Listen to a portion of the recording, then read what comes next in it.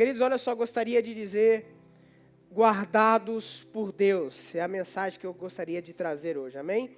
Tem uma coisa que eu peguei a frase que o nosso guia de Israel falava, queda tranquilo, queda tranquilo, queda tranquilo. Ele falava, né, no portunhol dele.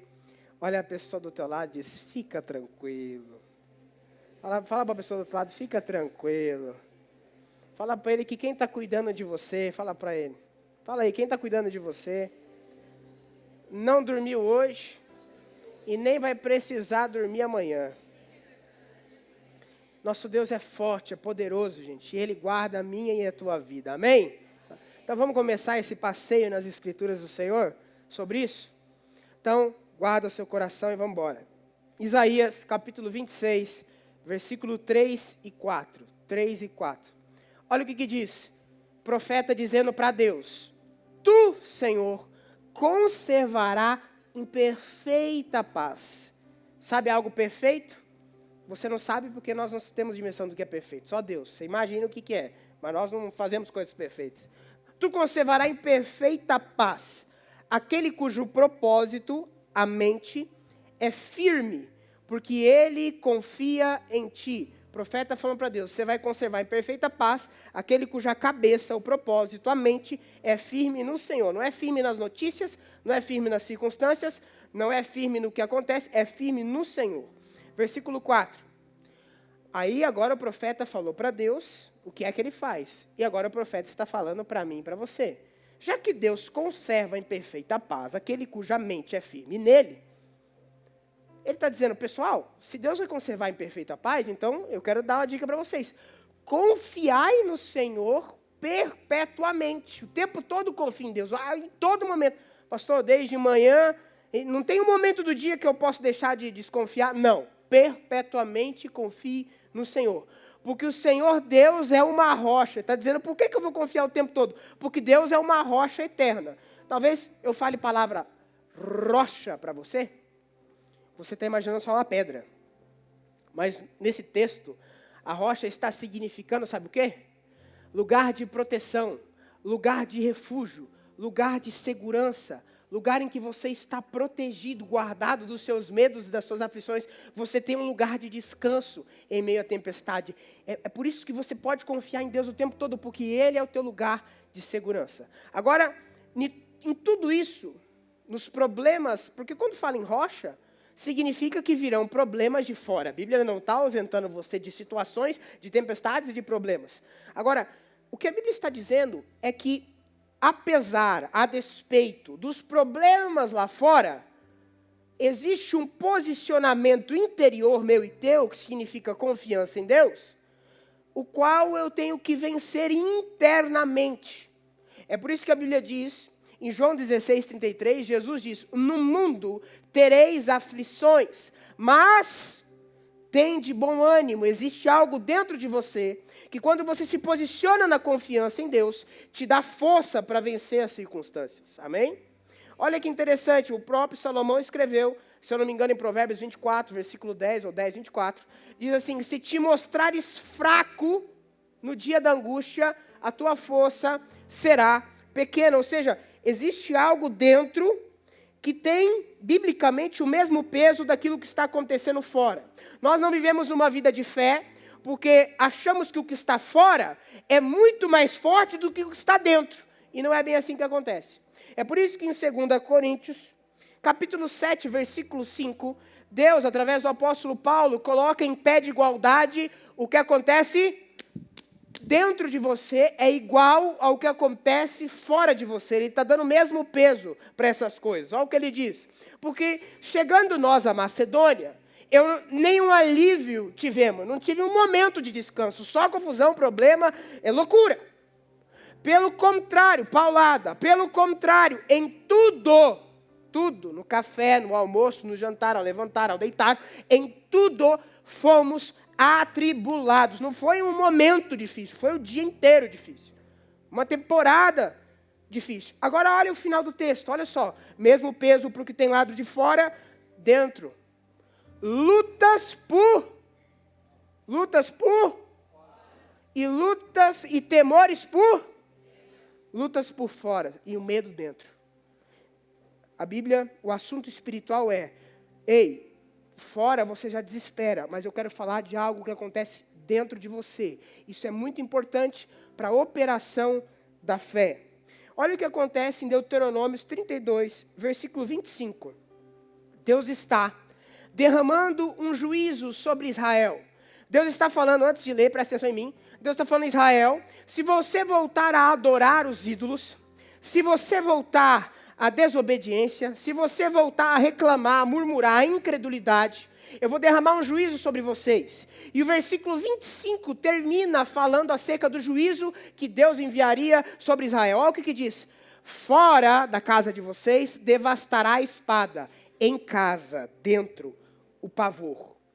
Principados e potestades operam para que o medo seja gerado dentro de você. Porque se a fé é uma operação de Deus acerca de uma esperança superior, em momentos de angústia e aflição, o medo é o contrário da fé, é o instrumento de Satanás para que a desgraça acometa e tome conta da tua vida. Olha que interessante o que o profeta Jeremias diz nas Lamentações de Jeremias. No capítulo 1, versículo 20, talvez muitos aqui hoje se identificam com essa oração ou em algum momento da vida já se identificaram. Lamentações, capítulo 1, versículo 20. Temos 3 slidistas ali, a coisa vai fluir. Olha o que diz, meus slidistas. Olha, Senhor, porque eu estou angustiada. Minha alma está turbada, confusa está minha alma. Não sei se você já orou. O meu coração está transtornado dentro de mim, porque gravemente me rebelei. Fora a espada mata os filhos. Em casa, dentro de mim, anda a morte. Meu coração está perturbado, está confuso, não está fácil. Olha a instrução, gente. Isso é tão interessante. Essa questão do lado de dentro, você está cuidando como o lado de fora. Que na instrução, quando Deus, em Deuteronômio capítulo 20, versículo 1 a 3, quando o povo de Israel ia à guerra, eles chamavam um pastor antes, um sacerdote. Gente, imagina o seguinte, imagina a gente aqui. Vamos dizer que estamos em 300 pessoas. Temos que guerrear com 1.500 lá fora. Ao sair da porta, tem 1.500 pessoas esperando e a gente está em 300. Aí, antes da gente guerrear, Deus dá a brilhante ideia de chamar o pastor Lucas para dar uma palavra. Não um general de guerra que vai dar instrução, não vai ter um instrutor de Krav Maga, nada. Não, nem de karatê, nada. Chama o pastor Lucas para dar uma palavra. Era isso que Deus estava dizendo ao exército de Israel, antes de ir à guerra. Olha a instrução de Israel para ir à guerra. Olha o que diz. Quando saíres a peleja contra os teus inimigos, e vires os cavalos, e verem os carros, e o povo maior, tem 1.500 lá fora, maior em número do que tu, não os teme. Você não vai ter medo.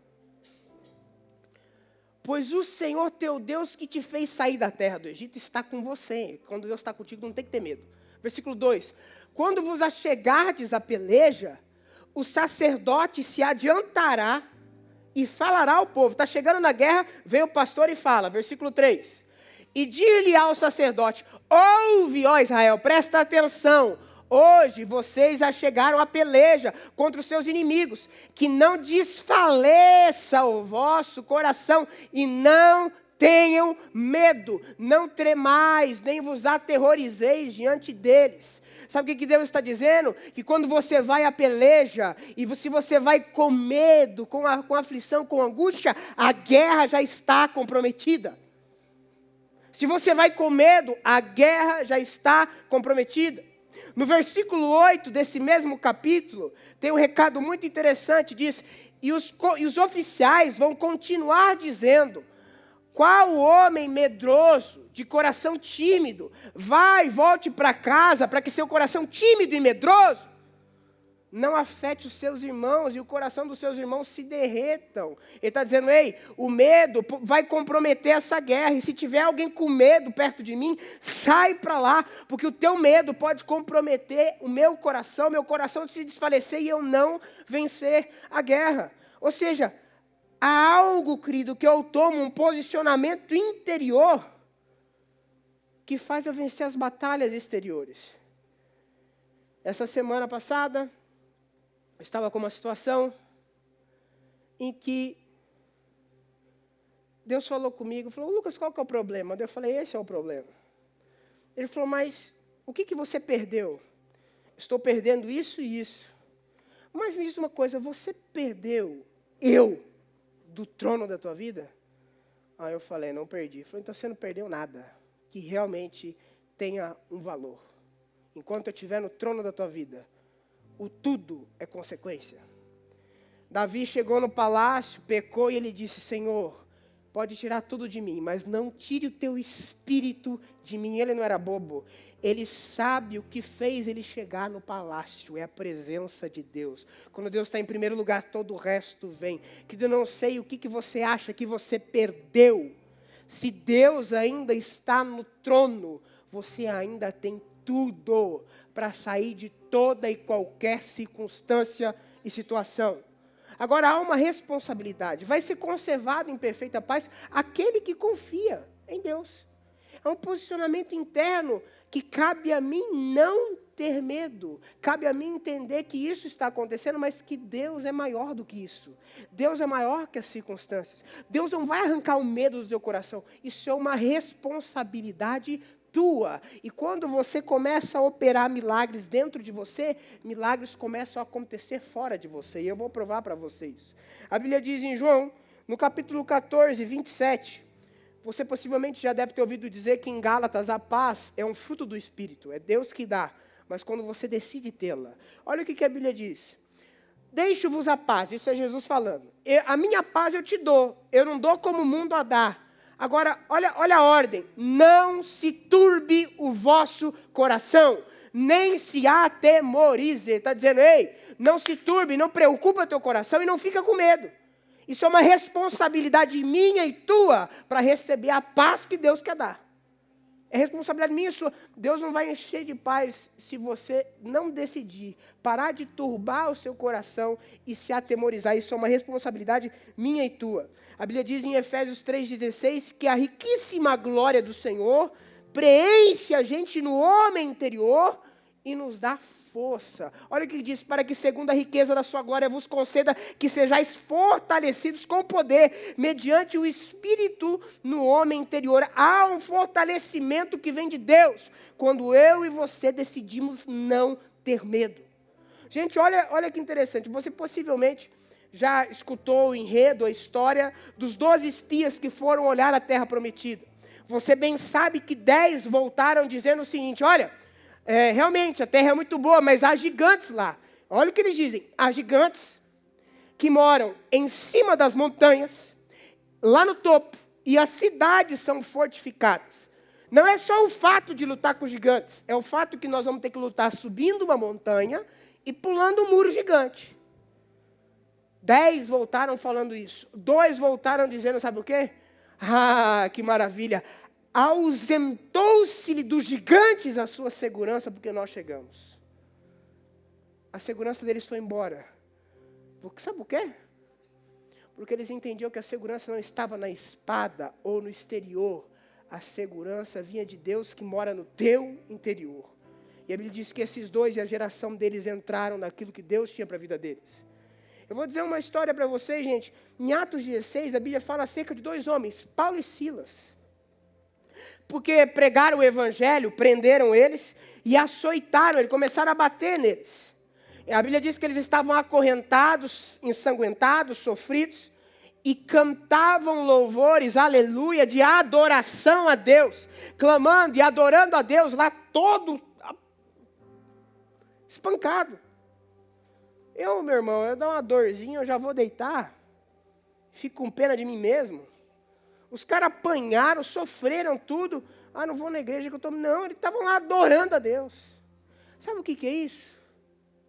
Eles entenderam que existe algo interno, que tem o mesmo peso do externo, e que quando esse interno é alavancado num ambiente sem medo, sem aflição, mas de plena confiança em Deus, milagres acontecem do lado de fora.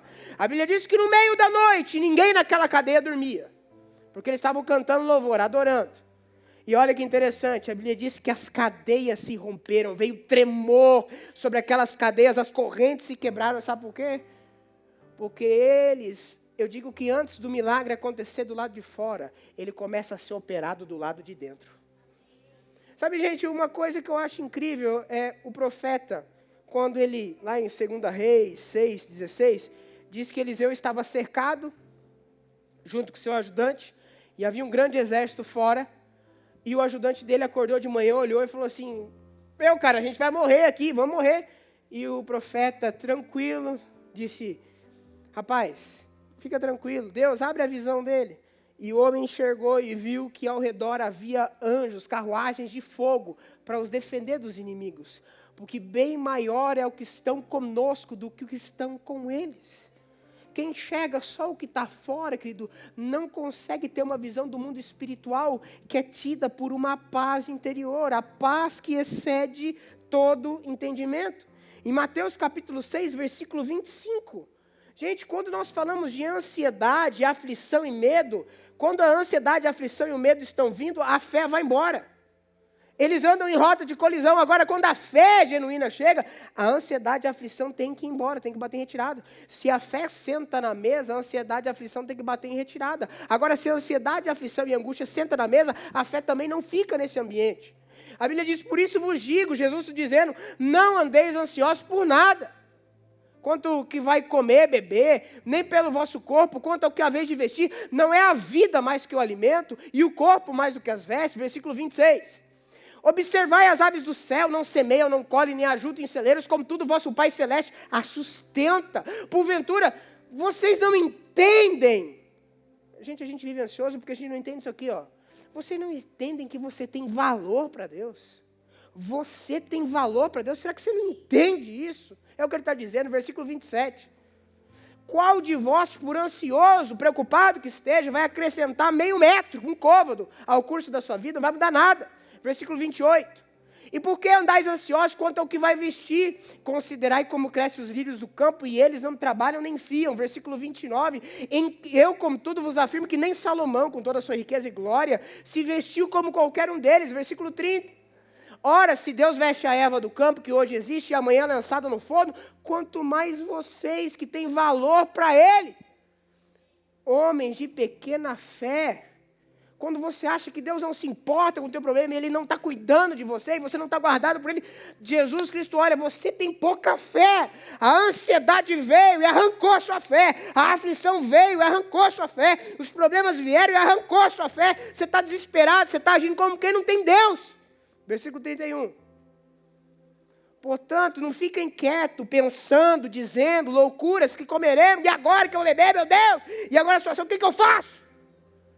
Como é que eu vou vestir? Porque os gentios, quem não tem Deus, é o que ele está dizendo, procuram essas coisas, pois vosso Pai Celeste sabe que você precisa de tudo isso. Versículo 33, buscai, pois, em primeiro lugar o reino de Deus e a sua justiça, e todas as coisas vos serão acrescentadas. Versículo 34, portanto, não fiquem inquietos com o dia de amanhã, pois o amanhã trará os seus cuidados, basta o seu próprio dia, o seu próprio mal. Paulo diz em Filipenses 4:6 que nós não devemos andar ansiosos por nada. Antes, vai orar. Paulo falou assim, mas você está ansioso porque você não orou? Você está ansioso porque você não entregou na mão de Deus? Você está preocupado porque você não orou? Você não falou com... Veja, você está com um problema no celular, você leva para o técnico do celular e você descansa e deixa ele cuidar. Você está com um problema na sua vida, você leva a tua vida para o autor da vida e descansa, porque ele vai arrumar. Deus cuida e zela de vocês. E, gente, não se turbar no coração. Não ficar angustiado e aflito é uma responsabilidade minha e tua. Pastor, mas é difícil. Deixa eu te dar uma motivação aqui. Eu vou te dar uma motivação para você fazer. Porque você precisa entender que fé move montanhas. Fé traz o impossível para a terra, amém? Agora eu vou te explicar em que ambiente a fé opera. A fé tem um ambiente. Gente, você sabe que tem frutos que tem que ir em determinada região, em determinado ambiente. Tem coisas que para fluir, acontecer, tem que estar com o clima ideal, com a irrigação ideal. E a Bíblia diz que a fé é como um grão de...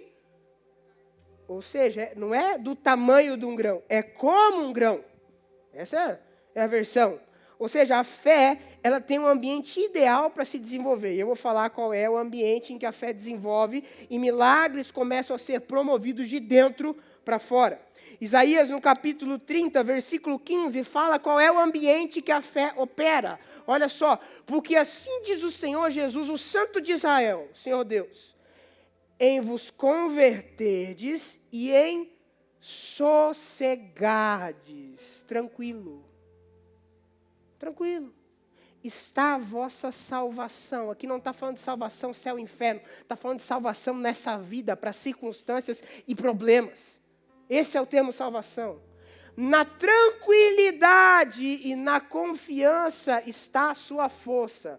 Mas você não quis. Porque assim diz o Senhor, seu Deus, o Santo de Israel, em vos converteis, em sossegardes está a vossa salvação. É na tranquilidade, é no sossego, é na confiança que está a operação da fé de vocês. Sabe, além do texto de Hebreus 11, capítulo 1, em que eu sei que fé é o firme fundamento nas coisas que não se veem, mas a expectativa do que está por vir, eu também poderia dizer que fé é o que Pedro viveu. A Bíblia diz que havia uma grande tempestade que acometia aquele barco. Jesus chega andando sobre as águas. E Pedro, olhando com medo, e todo mundo com medo, ele diz, mestre, se é o Senhor, faça com que eu vá andando até você. E ele fala, pode vir. E Pedro vem andando, enquanto ele está olhando para Jesus, ele não afunda. Quando ele olha para a tempestade e sente medo, ele afunda. Quando Jesus chega naquela situação, a primeira coisa que Jesus diz, sabe o que é? Ele diz, não temam.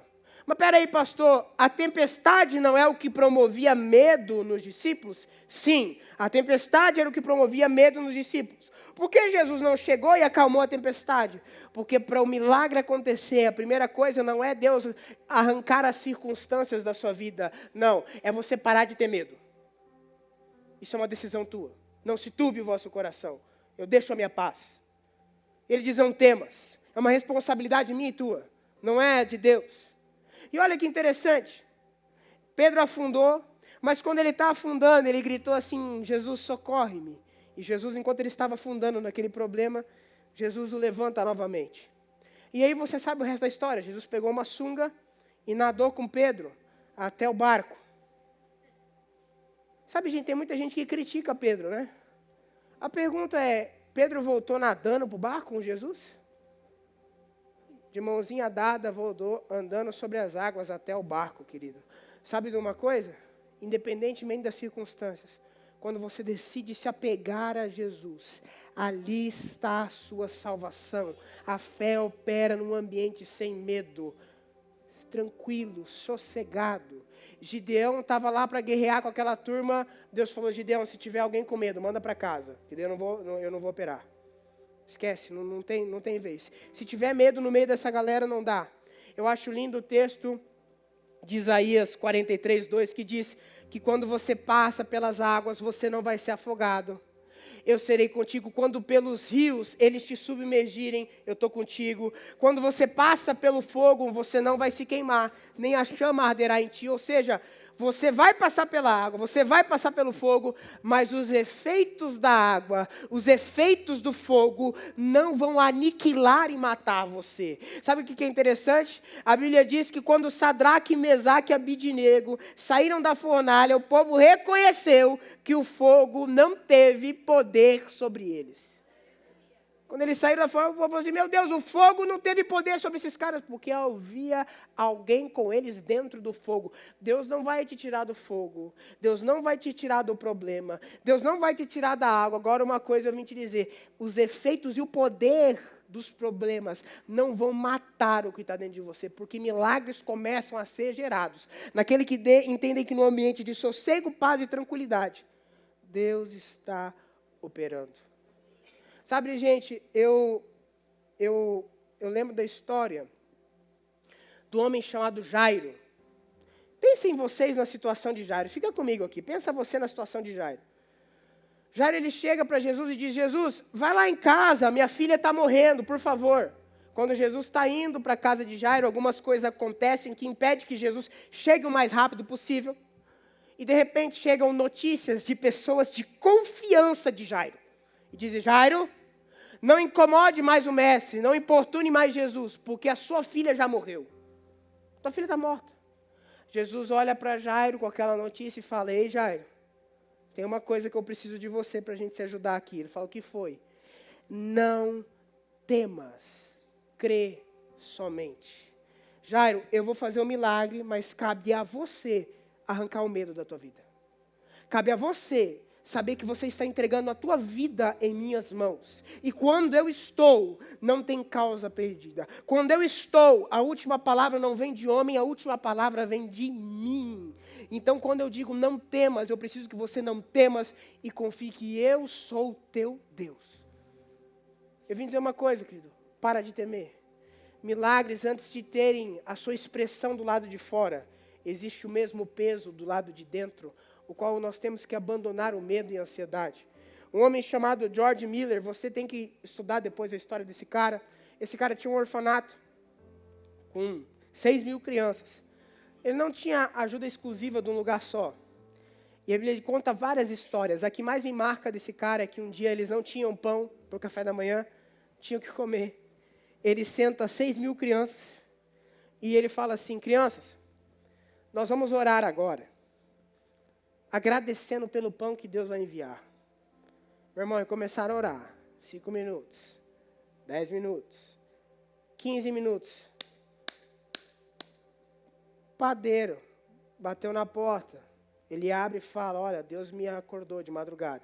Eu estou a madrugada inteira com toda a minha equipe fazendo pão. E Deus mandou entregar aqui para vocês. Eu não consegui dormir. Sabe por quê? Eu disse semana passada e afirmo hoje. Deus acorda reis enquanto você dorme. Sabe por quê? Porque aos seus amados Ele dá enquanto dorme. Deus guarda a tua vida. E eu vou dizer, sabe do que vive o justo? O justo vive pela fé.